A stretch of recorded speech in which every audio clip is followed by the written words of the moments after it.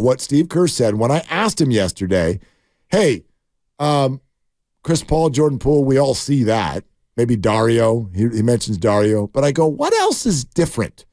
What else is different about this season? And he had, we thought, an interesting answer. Here it is. What's different this year? I honestly, the biggest thing is the veteran experience. I got to tell you, Corey Joseph has barely played, but he has made such a dramatic impact in our locker room, on our team. We have such a better balance of veteran experience and kind of the right number of young guys, to be perfectly frank. I think last year we were overloaded with youth and, trying to develop too many people at the same time. And it was unfair to all of the young guys that we had so many of them at one time. So I think that's where Mike and the front office and Joe have just done such a phenomenal job this year, is bringing in, Chris, Dario, Corey Joseph, even Jerome Robinson, one of our two-way players, he's just a grown man. He is a leader. Every day he's getting the young guys together with Corey Joseph. Those guys are kind of leading the charge on the development front, and that stuff matters. It is dramatic how powerful it is, and I just think that the balance of the roster makes all the difference. Okay, so that was one part of the answer, but there's another one, and that was when I asked him about pace. You remember last year that was a big, the Warriors' pace is too fast. Score a lot of points, turn the ball over a whole lot, felt a little frenetic, chaotic at times. But people also questioned, well, how's Chris Paul going to keep up with that pace? And I think Steve's point was, hey, maybe we'd like to slow down a little bit and meet in the middle. So we asked him about that yesterday also, and listen real close to this answer because this is interesting. Steph, at the end of the Lakers series last year, he said we didn't have a changeup. We only had a fastball. And I thought that was such a perfect comment. This year, I feel like not only do we have a changeup, but, we got a slider, too. We got a repertoire with Chris coming off the bench. It's a completely different look. We are going from sometimes frantic and hectic to totally under control. Last night, Chris had 8 assists, no turnovers. I think his numbers on the year, something like 41 assists and 6 turnovers. I mean, it's insane. And we just have a much better variety of ways to play. And Chris and Dario are definitely at the forefront of that. I think that's really interesting. Steph says last year we only had a fastball. This year we've got a changeup, and Steve chimes in and goes, and a slider too.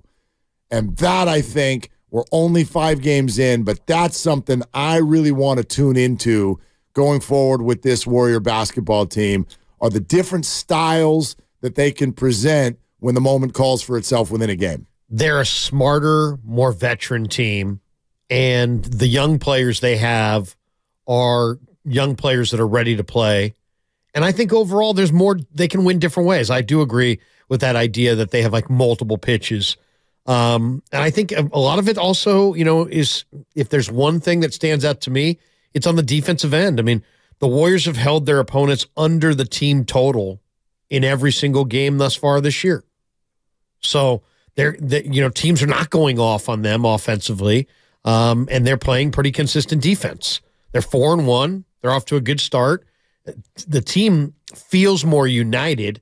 How many times did guys say the word connected? Yeah. I mean, that's almost felt like a PR campaign, actually. Right. Somebody definitely gave them that word. Hey, Raymond Ritter, we love you.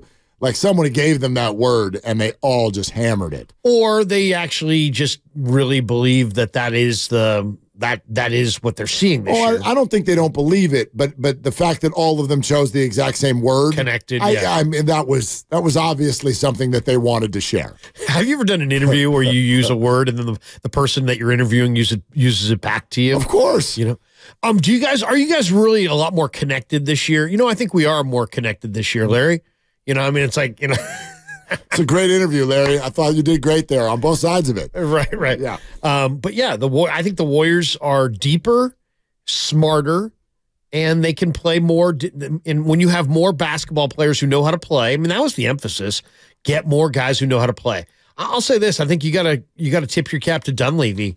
Dunleavy did a really nice job. I mean, they added 5 new players. Paul is the headliner, but Pajemski, Trace Jackson Davis, Saric. Thank Dario you. Saric. Thank you. Actually, he thanks you. Dario Saric. Saric. Yeah. And Corey Joseph, standard pronunciation. Yes, it's not Corey Joseph. It's just Corey Joseph. Corey Joseph. Thank you. No, but who knew that Corey Joseph was having that kind of an impact? I didn't know. I mean, and I've been watching all the games. Yeah. But I mean, I'm just saying that they added some younger players, they added some older players, but the one thing they all have in common, they know how to play. And when you know how to play, you can play up tempo, you can play slower tempo. The only thing I would say is before we start, just celebrating, the Warriors, this is going to be awesome. The big question with Chris Paul was, man, 38-year-old player in a sport like the NBA where it's a marathon, where the season starts at Halloween and you're not really getting into the nitty-gritty of the playoffs until May and June. What's he going to have left in May or June? I mean, and we're really excited because it's November the 3rd and they look really good. Chris is in great shape. Let's see. Let's see how the hammies hold up. Let's see how the quads hold up. Let's see about the soft tissue injuries. Let's see if he can play. Do they play a faster pace? Can he play that faster pace? Or do they play a slower pace? So, there's a lot to be decided. But so far, the early returns, as they say, very, very good. Well, I'd say, what's funny about the concern of Chris Paul's age? Oh, he's 38 years old. Boy, what's that going to look like at the end of the year? Do you know what I noticed about the way it looks now? What's that? He looks 38 years old, but he can pass, and he can set the table for others. He can't shoot. His field goal percentage is terrible. Well, and when those shots start falling for him, he's gonna look even better. He is a 47.2% shooter for his career, all field goals. This year, 38. Wow. That's terrible. Yeah. That's a terrible field goal percentage. Now, it's a small sample. That's not what I'm getting at. What I'm getting at is that kind of stuff, your outside shot in moments, second half, whatever, coming in, energy off of the bench, that's often about legs. And so to me, Chris already looks 38. But you know what he's going to be able to do when he's 48? Set the table, pass the ball, know where people are supposed to be, and get everybody into the offense. And free up Steph. So in other words, I think you're already seeing his age, but it doesn't matter. The Warriors don't need Chris Paul to score 17 points a game. They clearly do not need him to do that.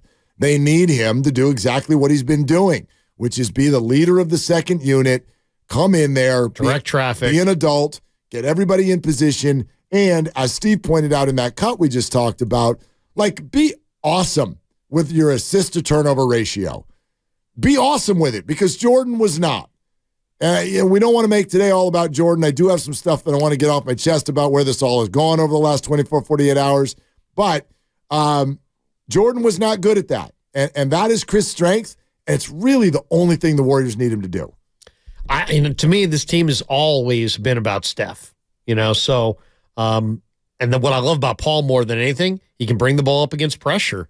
And he plays with poise. And if you got a fourth quarter deal and somebody's putting a run on you, instead of panicking and, becoming more part of the problem, I think he's going to give the Warriors kind of what Sean Livingston gave the Warriors, which is that guy who can knock down a mid-range shot that's high percentage to stop another team's run. I mean, you're not going to fluster Chris Paul. And there's a calming influence. But I think there's also a tangible influence in that he frees up Steph Curry to not have to bring the ball up against pressure the whole game. And if you can keep Steph fresh, you need Steph's marks. He's a marksman. I mean, they need that. And if he's beat up or tired because he's brought the ball up, court against pressure all night, he's not the same player. So I think Paul's presence is going to free up Steph. I think he's going to average double digits in points, but I'm not even sure. He's not right now. Right. He's averaging 9.4 points per game. Great. 41 assists to 6 turnovers. If he does that, the Warriors are going to have a great season. And look at the Warriors plus minus when Steph's on the bench compared to last year. I mean, that's the thing. I mean, it just felt like last year when Steph was on the bench, you were always looking at the clock. How many more minutes till Steph comes back in? And there's pressure that goes along with that. The Warriors' second unit is sometimes growing the lead, and that takes pressure off Steph. So, I mean, overall, they just have more guys who know how to play. And there's 3 guys on the end of the bench every night that Steve's not playing, that if he had to play, could play. And that's a good feeling.